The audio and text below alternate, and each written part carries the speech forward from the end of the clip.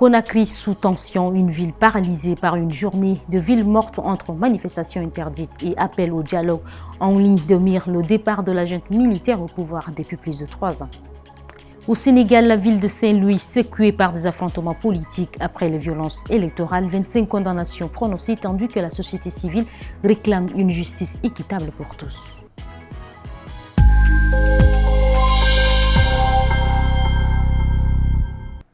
La capitale guinéenne a vécu une journée sous haute tension ce lundi 6 janvier. Bien qu'interdite par les autorités, une manifestation organisée à l'appel des forces vives de Guinée s'est déroulée à Conakry pour réclamer le départ de la junte au pouvoir depuis plus de 3 ans dans le pays. Selon un premier bilan, la répression de la contestation a fait un mort et de nombreux blessés. Plusieurs personnes ont également été arrêtées.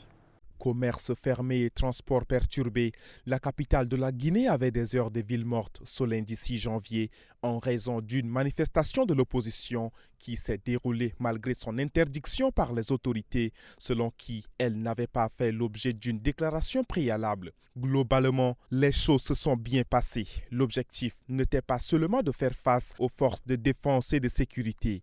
Il s'agissait aussi de paralyser la ville pour attirer l'attention du CNRD sur la nécessité d'avoir un dialogue. Se félicite Ibrahima Balaya Diallo, le porte-parole des forces vives de la Guinée, un collectif regroupant les principaux partis d'opposition et des organisations de la société civile qui exigent le départ de la junte militaire au pouvoir depuis le mois de septembre 2021. Alors que des échauffourées ont éclaté dans plusieurs quartiers de la banlieue de Conakry, un premier bilan fait état du décès d'un jeune d'une vingtaine d'années, selon des déclarations faites par sa famille à la presse. Les autorités ne se sont pas exprimées sur ce décès, dont les circonstances n'ont pas été éclaircies. Régulièrement organisées par l'opposition et systématiquement interdites par la junte, ces manifestations qui paralysent Conakry sont généralement émaillées de violences qui se soldent fréquemment par des décès. Selon les forces vives de la Guinée, plus de 60 personnes ont déjà été tuées dans ces rassemblements depuis le coup d'État contre le président Alpha Condé. Élu le 8 décembre dernier à la présidence du Ghana, le candidat de l'opposition John Mahama doit prêter serment ce mardi 7 janvier à Accra. Parmi les grandes questions qu'il va devoir traiter en priorité figure la crise économique que traverse le pays. Le président élu en avait fait l'objet des thèmes centraux de sa campagne, promettant à l'époque de prendre des mesures pour permettre au Ghana de redevenir la deuxième économie de la région. Le défi est de taille pour le nouveau chef de l'État, John Mahama, qui va prendre ses fonctions ce mardi 7 janvier à Accra, alors que le Ghana affiche une croissance de plus de 6%, notamment grâce au secteur extractif, et que sa bourse de valeur a connu une hausse de 56%, grâce à un prêt de 3 milliards de dollars du FMI. Ces bons résultats suscitent l'optimisme des acteurs économiques de la place, ne parvient cependant pas à cacher la crise de la vie chère qui travaille toujours le pays. Selon les dernières données du Bureau des statisticiens ghanéens, l'inflation s'y est encore élevée au mois de novembre à plus de 23% sur un an. Riz, tomates, oignons, au Ghana, les prix de certains denrées alimentaires comptent parmi les plus élevés de la région. Résultat, la population frappée par un fort taux de chômage et qui dispose d'une monnaie nationale encore faible, le cedi, éprouve toujours plus de difficultés à les acquérir. La situation a d'ailleurs déjà donné lieu à plusieurs manifestations de grandes ampleurs ces derniers mois. En défaut de paiement depuis 2022, le Ghana est par ailleurs en train de restructurer sa dette. S'il est essentiel pour lui permettre d'avoir accès à des fonds à des taux raisonnables, cet effort l'est tout autant pour faire en sorte que le pays puisse ensuite mener des politiques sociales protectrices et favoriser les investissements. Au Sénégal, c'était l'un des incidents qui avait particulièrement entaché la campagne des législatives en novembre dernier. Plusieurs dizaines de personnes avaient été arrêtées et accusées de coups et blessures volontaires après des heurts survenus à Saint-Louis, dans le nord du pays.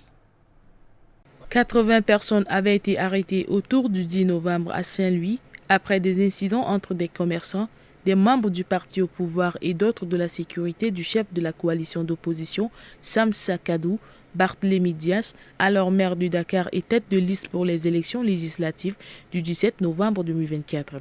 Le parti au pouvoir avait déploré plusieurs victimes dans ses rangs après ces incidents qui avaient entraîné, selon les autorités, des blessés par armes blanches et des vols à l'arraché. Près de 2 mois après les faits, le tribunal de grande instance de Saint-Louis a rendu son verdict.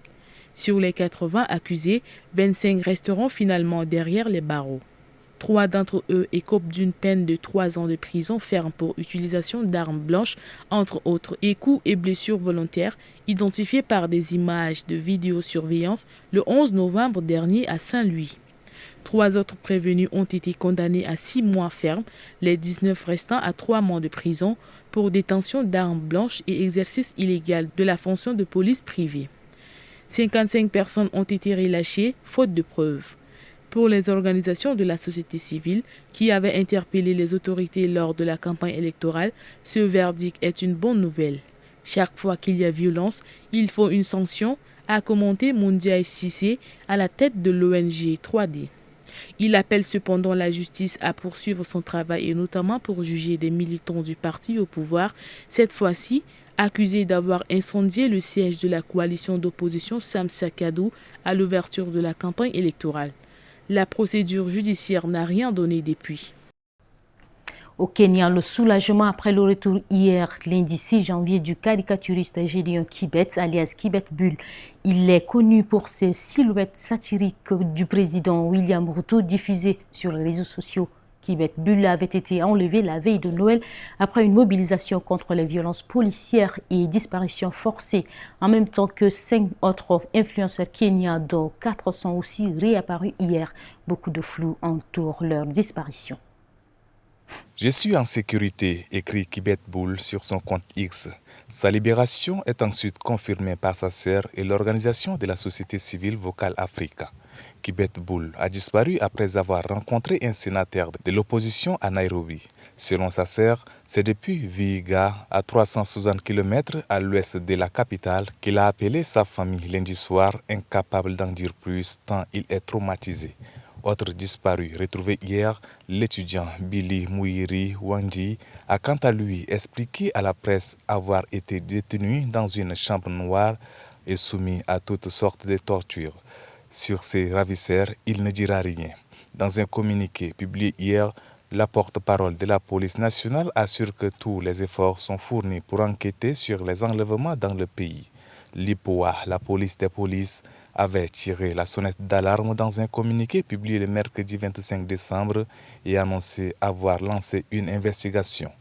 Nous n'accordons aucun crédit à la police qui prétend ne pas être responsable de ces enlèvements, écrit dans un communiqué Katuni, l'association des destinataires d'Afrique de l'Est. Ces disparitions sont le fait d'agents de l'État pour réduire les Kenyans au silence. D'après la Commission nationale du Kenya pour les droits de l'homme, 82 enlèvements ont eu lieu depuis le mois de juin. L'inspecteur général de la police kenyane ainsi que le directeur du cabinet du ministre de l'Intérieur sont attendus à la haute cour de Nairobi ce mardi. Un juge les a sommés de rendre des comptes sur le sort des disparus de la veille de Noël. Si la tenue des élections locales maintes fois reportée demeure incertaine en 2025 à République centrafricaine, l'élection présidentielle devrait en revanche bien être organisée à la fin de l'année.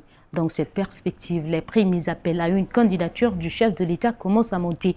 Après avoir fait adopter une nouvelle constitution en 2023, Faustin Archange Touadéra peut prétendre à un 3e mandat. Il sera cette fois de 7 ans et non plus 5. Dans la perspective de l'élection présidentielle qui devrait se dérouler au mois de décembre en Centrafrique, le premier à avoir ouvertement affiché la couleur est l'homme d'affaires et ministre de l'Environnement Thierry Kamage. Poids lourd financier de la majorité, il a acté le 30 décembre dernier le soutien de son parti, le Mouvement national des indépendants, au candidat qui sera choisi par le mouvement Cœur uni, à savoir la formation du chef de l'État. Le 3 janvier, Faustin Archange Touadéra a ensuite reçu les vœux de toutes les institutions du pays, mais aussi d'organisations de la société civile et d'associations venues marquer, selon la communication officielle, leur soutien indéfectible au président de la République et à sa vision pour le pays.